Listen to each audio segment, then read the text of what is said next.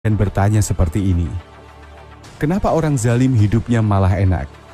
Kenapa koruptor justru punya rumah mewah, istri cantik, dan anak-anak yang sukses?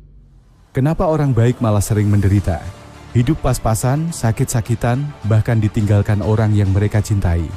Dan lalu, pertanyaan paling menyesakkan muncul. Apakah hidup ini adil? Dan yang lebih mengguncang, apakah Allah benar-benar Maha Adil? Pertanyaan-pertanyaan ini tidak sedikit yang memendamnya dalam diam. Karena takut dianggap kurang iman. Karena takut disebut kafir. Padahal, justru di sanalah kita mulai jujur pada realita.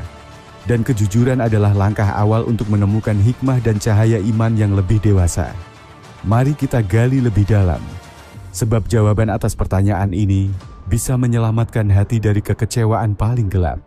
Rasa kecewa kepada Allah. Bagian 1. Perasaan tak adil yang tidak bisa diingkari. Teman-teman setia channel Zanikun dimanapun Anda berada. Dunia ini memang kadang membingungkan. Orang jujur difitnah, orang ikhlas dilupakan. Sementara orang licik meraih jabatan, dan mereka yang terang-terangan zalim malah jadi idola.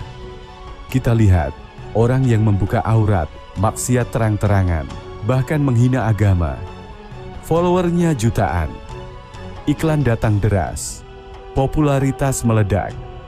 Sementara seorang guru ngaji yang mengajarkan anak-anak menghafal Quran di pelosok desa, bahkan untuk makan saja sulit. Di mana letak keadilan? Pertanyaan itu menghantui banyak hati yang luka. Hati yang berjuang di jalan Allah, tapi hidupnya seperti tak dipedulikan. Bagian 2. Hidup di dunia tidak sama dengan keadilan. Teman-teman, pertama-tama kita harus ubah mindset kita. Dunia ini bukan tempat balasan. Dunia adalah tempat ujian. Allah tidak pernah menjanjikan bahwa dunia adalah tempat keadilan mutlak.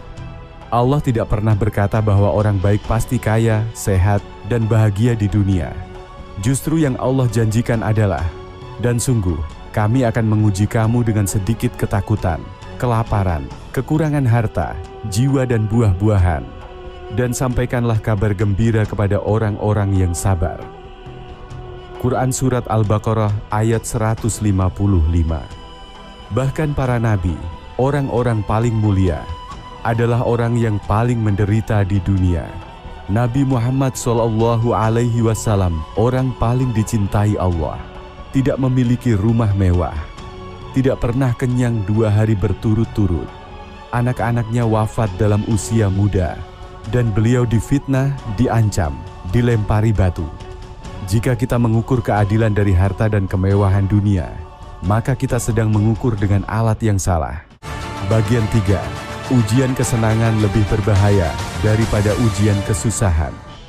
Teman-teman setia, channel Zanikun, dimanapun Anda berada.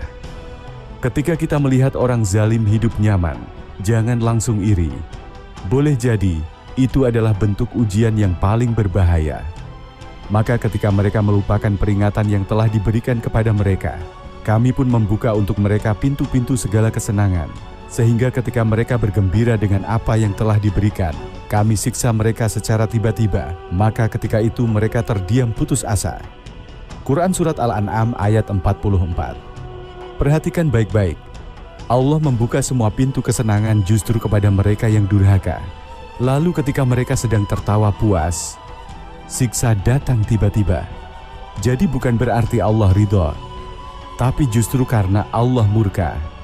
Dia berikan kenikmatan dunia untuk mempercepat kehancurannya.